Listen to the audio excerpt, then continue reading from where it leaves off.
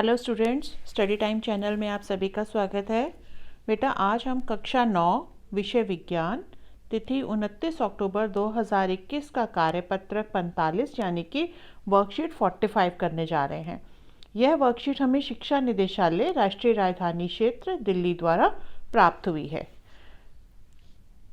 इस कार्यपत्रक में हम चैप्टर 2 क्या हमारे आसपास के पदार्थ शुद्ध है, उसमें निलंबन जो है उसकी पुनरावृत्ति करेंगे। ठीक है, तो ये जो आपकी वर्कशीट है ये एक तरह से आपकी रिवीजन वर्कशीट है। ठीक है, अब देखिए यहाँ पे, जब जार में रखे पानी में थोड़ी मिट्टी मिलाकर एक मिश्रण तैयार किया जाता है तो मिट्टी के कण पहले इसमें मिल जाते हैं, लेकिन कुछ समय बाद वे नीचे बैठ जाते हैं। इस प्रकार का मिश्रण विलयन नहीं, निलंबन कहलाता है। आप एक जार लो, उसमें थोड़ी सी मिट्टी जो है उसमें मिला दो, उसको अच्छी तरह से चम्मच से घोल लो। घोलने के बाद उसको कुछ देर जो है रख दो, तो क्या होता है, कुछ समय के बाद हम देखते हैं कि मिट्टी के कुछ कण जो हैं वो नीचे बैठ जाते हैं। तो ये जो इस तरह का जो मिश्रण होता है जिसमें थोड़े समय के बाद कण नीचे बैठ जाते हैं, उसको हम क्या बोलते हैं, निलंबन बोलते हैं। इसमें मिश्रण में विलय के कण विलायक में घुलते नहीं बल्कि अस्थायी रूप से लटके या बिखरे रहते हैं और आँखों से स्पष्ट दिखाई देते हैं। तो ये जो मिश्रण बनता है इसमें क्या है, इसमें विलायक क्या है, पानी। पानी के अंदर हमने मिट्टी घोली थी, तो पानी हो गया विलायक और मिट्टी हो गई विलय। तो उसमें जो है विलय के जो कण है वो विलायक मतलब पानी में पूरी तरह से घुलते नहीं हैं, बल्कि वो इधर उधर बिखरे रहते हैं और हमें आँखों से नज़र आते हैं। जैसे आप मिट्टी घोलते हो तो आपको नज़र आता है ना कि मिट्टी के कण जो हैं वो पानी में इधर उधर तैर रहे हैं। यह एक विषमांगी मिश्रण है। तो ऐसे मिश्रण को जो पूरी तरह से घुलता नहीं है उसको हम क्या बोलते हैं, विषमांगी मिश्रण। क्या इस विलय को विलायक से आसानी से अलग किया जा सकता है? क्या हम इसको अलग कर सकते हैं? तो आगे पढ़ते हैं। हाँ, इसके विलय को विलायक से भौतिक विधियों द्वारा जैसे छनन विधि से आसानी से पृथक किया जा सकता है।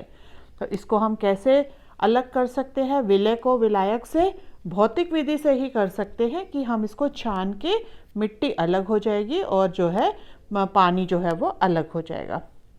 इन्हें फिल्टर पेपर या किसी भी महीन छेद वाली कागज़ या कपड़े में छानन विधि के साथ अलग किया जा सकता है। मतलब हम कोई फिल्टर पेपर लगा लें, ठीक है, या हम कोई बिल्कुल बहुत बारीक बारीक छेदों वाला कपड़ा ले लें या छन्नी ले लें बारीक छेदों वाली, तो उससे क्या है, हम मिट्टी और पानी के ये जो घोल बना था इसको हम छान सकते हैं। अब हम पढ़ेंगे निलंबन के गुण। यह एक विषमांगी मिश्रण है। ठीक है, विषमांगी मतलब क्या है कि ये पूरी तरह से एक दूसरे में घुलता नहीं है। जब इस मिश्रण को कुछ समय के लिए शांत छोड़ देते हैं तो ये कण नीचे बैठ जाते हैं, अतः यह अस्थायी होता है। मतलब जब हम इसको जार में मिट्टी को हम घोलते हैं तो वो थोड़ी देर तो वो कण जो है तैरते हैं, लेकिन कुछ देर के बाद वो कण जो है वो तल में आके या नीचे आके बैठ जाते हैं। तो इसका मतलब यह अस्थायी मिश्रण है। इसके कणों का आकार बड़ा होने की वजह से इसको आंखों से देख सकते हैं। तो इनके क्योंकि मिट्टी के कणों का आकार बड़ा होता है तो हम पानी और मिट्टी के मिश्रण को जो है हम आसानी से देख सकते हैं। तो इनके कण मतलब मिट्टी के कणों को हम आराम से देख सकते हैं। ये निलंबित कण प्रकाश की किरण को फैला देते हैं। तो ये जो कण होते हैं जो बीच में तैर रहे होते हैं वो क्या करते हैं, वो प्रकाश की किरण को फैला देते हैं, जिससे उसका मार्ग पथ तब तक साफ दिखाई देता है जब तक ये कण बैठ नहीं जाते। मतलब ये जो निलंबित कण होते हैं वो क्या करते हैं, प्रकाश की किरण को फैला देते हैं। क्यों फैला देते हैं? क्योंकि वो थोड़ा साइज में जो है वो बड़े होते हैं और जब तक इनका ये साफ इनका मार्ग पथ तब तक साफ दिखाई देता है, मतलब हमें टिंडल प्रभाव तब तक दिखाई देता है जब तक ये कण तैरते रहते हैं पानी में। और जब ये कण तैरना बंद कर देते हैं, नीचे तले में आके बैठ जाते हैं, तब हमें ये प्रभाव जो है वो दिखाई नहीं देता। इसे छानन विधि से अलग किया जा सकता है, मतलब निलंबन में जो कण होते हैं उनको हम छान के अलग कर सकते हैं। ठीक है, तो अब इसके बाद हम कुछ प्रश्न हैं यहाँ पे वो पढ़ेंगे और उनका उत्तर देंगे। क्या तुरंत बनाए गए निलंबन में से प्रकाश का पथ दिखाई देता है? तो हमने यहाँ पे पढ़ा था, यहाँ पे देखिए, हाँ, तो इसका पहले तो उत्तर देखेंगे कि हाँ, तुरंत बनाए गए निलंबन में से प्रकाश का पथ दिखाई देता है। कारण क्या है? क्योंकि जो ये विलय के कण विलायक में घुलते नहीं बल्कि अस्थायी रूप से लटके या बिखरे रहते हैं और आंखों से स्पष्ट दिखाई देते हैं। यह कण बड़े होते हैं, इसलिए हमें प्रकाश का पथ जो है वो दिखाई देता है। दूसरा प्रश्न देखिए, निलंबन विलयन से किस प्रकार भिन्न होता है? तो इसमें हमें निलंबन में और विलयन में अंतर स्पष्ट करना है। तो विलयन मैं सबसे पहले मैं आपको बताती हूँ निलंबन में क्या होता है। निलंबन एक विषमांगी मिश्रण है और विलयन हमने पढ़ा था वो कैसा मिश्रण है? समांगी। उसमें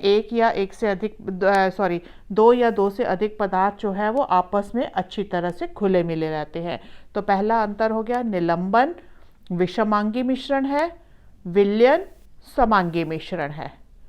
दूसरा अंतर हो गया, निलंबन जो है उसमें कण बड़े होते हैं, ठीक है, और वह प्रकाश की किरण को फैला देते हैं। विलयन में क्या होगा? इसके कण छोटे होते हैं और ये प्रकाश की किरण को फैलाते नहीं हैं। तीसरा निलंबन का गुण कौन सा हो जाएगा? शांत छोड़ने पर ये कण नीचे बैठ जाते हैं, जैसे जल में मिट्टी। विलयन का लिखेंगे, इसे छानने की विधि द्वारा विलय के कणों को पृथक नहीं किया जा सकता, या आप ये भी लिख सकते हो, इसको छान कर विलय और विलायक को अलग नहीं किया जा सकता। और इसका उदाहरण होगा नींबू जल, सोडा जल, पानी में घुली हुई चीनी इत्यादि। ठीक है, तो इस तरह से हमारा ये वाला प्रश्न भी कंप्लीट हो गया।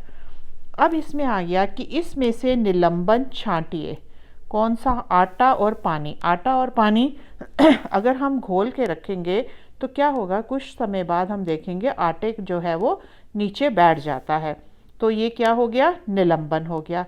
नमक और पानी अगर हम घोल देते हैं तो हमें पता नहीं चलता कहाँ पे नमक है कहाँ पानी। अगर हम उसको 2 दिन रखेंगे तब भी हमें वो नमक और पानी जो है वो अलग बैठा हुआ कहीं नीचे नज़र नहीं आएगा, तो ये जो है ये निलंबन नहीं होगा। रेत और पानी को जब हम मिक्स करते हैं तो क्या होता है? थोड़ी समय बाद रेत जो है वो नीचे बैठ जाती है और पानी जो है वो ऊपर रहता है, तो ये भी क्या हो गया? निलंबन हो जाएगा।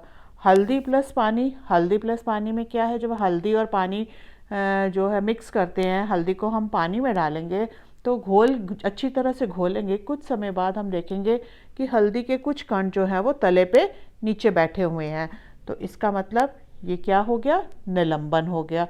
तो ये भी निलंबन हो जाएगा। इसमें खाली नमक प्लस पानी जो है निलंबन नहीं है, बाकी सभी जो है निलंबन के उदाहरण हैं। फिर आता है निलंबन के कोई 3 गुण लिखिए। तो यहाँ पे ये देखिए मैंने आपको पढ़ाया था निलंबन के गुण, तो इसमें से आप कोई भी 3 गुण जो है वो आप लिख सकते हैं। ये हो गया आपका क्वेश्चन नंबर 4। तो इसी तरह से हमारी ये वर्कशीट समाप्त होती है। अगर आपको ये वर्कशीट अच्छी लगी है तो इसको लाइक कीजिए, और अगर फ्यूचर में आप और भी ऐसी वर्कशीट्स या लेसन्स देखना चाहते हैं तो मेरा चैनल सब्सक्राइब कीजिए और बेल आइकन को प्रेस करिए, ताकि आने वाली जितनी भी नई वीडियोस होंगी उनकी नोटिफिकेशन सबसे पहले आपके मोबाइल पे आपको मिल जाएंगी। थैंक यू बेटा।